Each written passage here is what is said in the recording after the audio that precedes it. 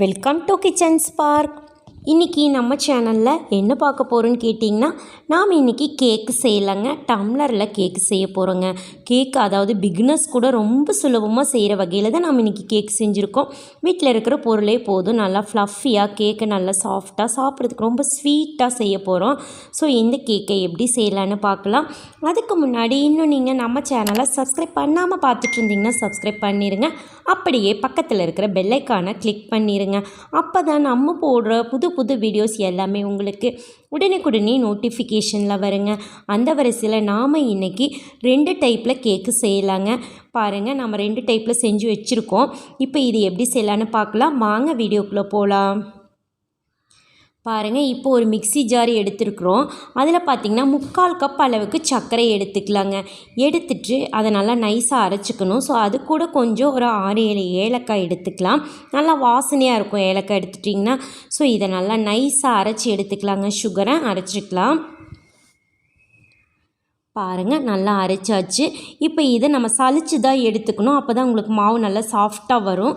So பாருங்கள், நான் ஒரு மிக்சிங் பவுலில் இந்த மாதிரி ஜல்லடை வச்சுட்டு சலிச்சு எடுத்துக்கலாம். ஏலக்காய் தூசு அந்த மாதிரி இருக்கும். ஸோ எதுவும் இல்லாதது இருக்கிறதுக்காக நம்ம இந்த மாதிரி சலிச்சிட்டோம். பாருங்கள், சலிச்சாச்சு. இப்போ சுகர் ரெடி ஆயிடுச்சு. நெக்ஸ்ட்டு இதில் மாவு மிக்ஸ் பண்ணிக்கலாங்க. ஃபஸ்ட்டாக பார்த்திங்கன்னா 1 கப் அளவுக்கு நம்ம மைதா மாவு எடுத்துருக்குறோம். அதுவும் நான் ஆல்ரெடி சலிச்சிட்டேன். அப்புறம் பார்த்திங்கன்னா பேக்கிங் பவுட்ரு எடுத்துக்கலாங்க. அது பார்த்திங்கன்னா ஒரு 3/4 டீஸ்பூன் அளவுக்கு எடுத்துருக்குறோம். எடுத்துகிட்டு இந்த 3ஐயும் பார்த்திங்கன்னா நல்லா மிக்ஸ் பண்ணி விட்டுருலாங்க. நல்லா மிக்ஸ் ஆகட்டும். சுகர் கூட மிக்ஸ் ஆகி வரட்டும். பாருங்கள், நல்லா மிக்ஸ் பண்ணியாச்சு. நெக்ஸ்ட்டு பார்த்திங்கன்னா மெல்டட் பட்டர் எடுத்துக்கலாங்க. ஒரு 2 டேபிள் ஸ்பூன் அளவு நான் எடுத்திருக்கேன். நீங்கள் பட்டர் இல்லைன்னா நெய் ஆட் பண்ணிக்கலாம், இல்லை ஆயில் கூட யூஸ் பண்ணிக்கலாம். அப்புறம் பார்த்திங்கன்னா இது கூட ஒரு 3/4 கப் அளவுக்கு பால் எடுத்துக்கலாம். கொஞ்சம் கொஞ்சமாக ஊற்றி மிக்ஸ் பண்ணிக்கலாம். ஃபஸ்ட்டு ஒரு 1/2 கப் மட்டும் எடுத்துக்கலாம். எடுத்துகிட்டு நல்லா மிக்ஸ் பண்ணி விட்ருங்க. நல்லா மிக்ஸ் ஆகட்டும். ஆயில் பார்த்திங்கன்னா ரீஃபைண்ட் ஆயில் மட்டும் யூஸ் பண்ணுங்கள். தேங்காய் எண்ணெய், கடலை எண்ணெய் அந்த மாதிரி யூஸ் பண்ணிட வேண்டாம். பாருங்கள், இது நல்லா மிக்ஸ் ஆகட்டும் மாவு. பாருங்கள், மாவு மிக்ஸ் ஆகிடுச்சு. கொஞ்சம் திக்காக இருக்குது. ஸோ நம்ம கொஞ்சம் பேலன்ஸ் வச்சுருந்தோம். ஒரு 1/4 கப் பால் அதை இதில் நம்ம ஆட் பண்ணிக்கலாம். பாருங்கள், ஆட் பண்ணிட்டோம். இப்போ இதையும் நல்லா மிக்ஸ் பண்ணி விட்டுருலாங்க. மாவு பார்த்திங்கன்னா உங்களுக்கு தோசை மாவு பதத்துக்கு வரணும். ஸோ நல்லா மிக்ஸ் பண்ணிக்கலாம். பாருங்கள், நல்லா மிக்ஸ் பண்ணியாச்சு. இந்த அளவுக்கு உங்களுக்கு இருந்தால் கரெக்டாக இருக்கும். ஸோ நெக்ஸ்ட்டு பாருங்கள், நம்ம டம்ளரில் தானே கேக் செய்ய போகிறோம். ஸோ அதனால் டம்ளர் ரெடி பண்ணிக்கலாம். அதில் கொஞ்சமாக நெய் தொடிச்சிட்டு மேலே மைதா மாவு பூசி வச்சுக்கலாங்க. அப்போ தான் கேக் உங்களுக்கு ஒட்டாமல் வரும். ஸோ மேலே மைதா மாவு பூசிக்கலாம். பாருங்கள், இந்த மாதிரி மைதா மாவில் கோட் போட்டு விட்ருங்க. 2 டம்ளர்லேயுமே நம்ம மைதா மாவில் எடுத்துக்கலாம். பாருங்கள், எடுத்தாச்சு.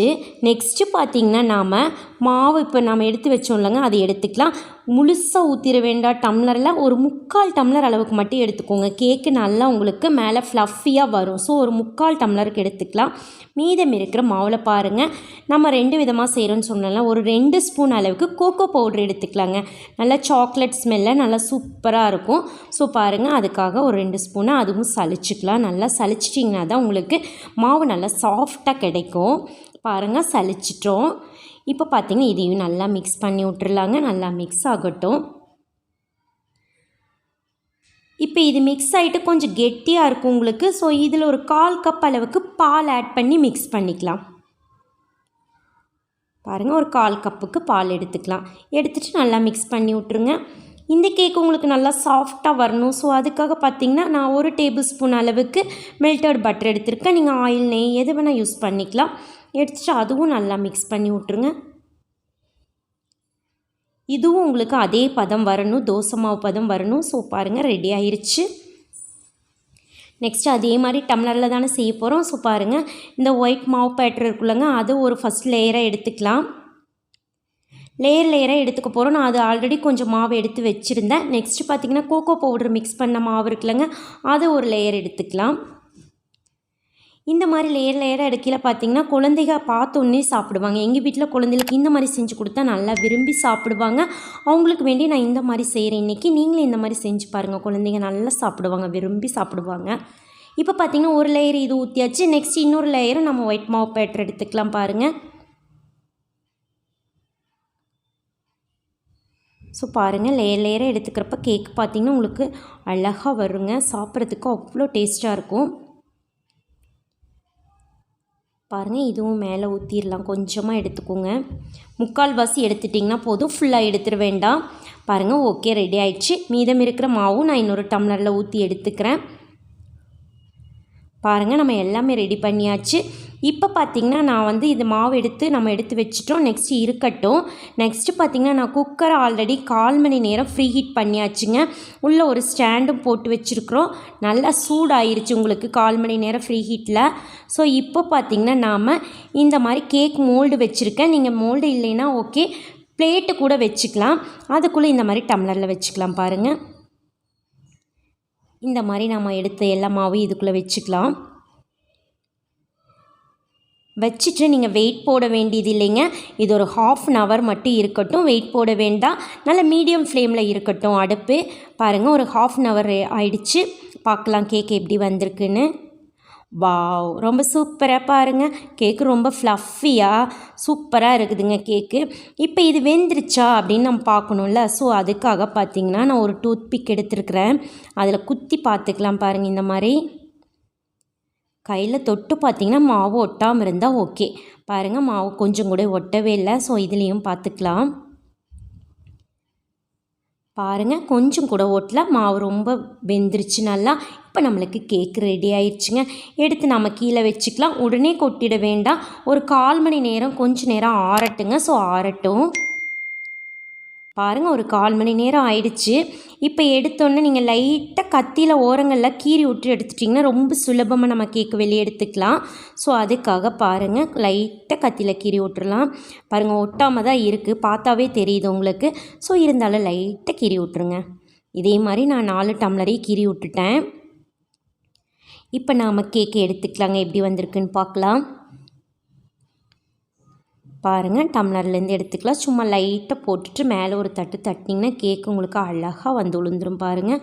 வாவ், நல்லா சூப்பராக நம்மளுக்கு கேக் வந்துருச்சு பாருங்கள். இதே மாதிரி தாங்க நம்ம இருக்கிற 4 டம்ளரே நான் கேக்கு வெளியே எடுத்துக்கிறேன். பாருங்கள் எடுத்தாச்சுங்க. ரொம்ப சுலபமாக ஒரு 1/2 மணி நேரம் தான் ஆச்சு நம்மளுக்கு இந்த கேக் வேகிறதுக்கு. நீங்கள் கடையில் வாங்கி சாப்பிட்ற டேஸ்ட் அப்படி இருக்குங்க. இந்த சாக்லேட் கேக்கோ இருந்தாலும் சரி, இந்த ஒயிட் கேக்காக இருந்தாலும் சரி, ரொம்ப சூப்பராக இருக்கும் கேக்கு. பாருங்கள் நான் கட் பண்ணி காட்டுறேன். லேயராக ஓட்டோம்ல. ஸோ பாருங்கள் கட் பண்ணி எவ்வளோ சாஃப்டாக இருக்குதுன்னு பாருங்கள் கேக்கு. பாருங்கள் ரொம்ப சாஃப்டாக இருக்குதுங்க. பார்த்தாவே சாப்பிடணும் போல் இருக்குது. அவ்வளோ பஞ்சு மாதிரி இருக்குது கேக்கு. வாயில் வச்சா கரைஞ்சிருங்க. ஸோ ரொம்ப இந்த ஃப்ளஃபியான நல்லா சாஃப்டான கேக்கை நீங்களும் வீட்டில் ஒரு முறை ட்ரை பண்ணி பாருங்கள். குழந்தைகளுக்கெல்லாம் செஞ்சு கொடுங்க, நல்லா விரும்பி சாப்பிடுவாங்க. சாப்பிட்றதுக்கு ரொம்ப டேஸ்ட்டு. ஸோ நீங்களும் செஞ்சு பார்த்துட்டு எப்படி இருக்குதுன்னு மறக்காமல் கமெண்ட் பாக்ஸில் கமெண்ட் பண்ணுங்கள். இந்த வீடியோ பிடிச்சிருந்ததுன்னா உங்கள் ஃப்ரெண்ட்ஸுக்கெல்லாம் ஷேர் பண்ணுங்கள், லைக் பண்ணுங்கள். மறக்காமல் கிச்சன் ஸ்போக் சேனலுக்கும் சப்ஸ்கிரைப் பண்ணுங்கள். மீண்டும் சந்திக்கலாங்க நாளைக்கு இன்னொரு புது ரெசிபியோட. அது வரைக்கும் நன்றி. பாய்.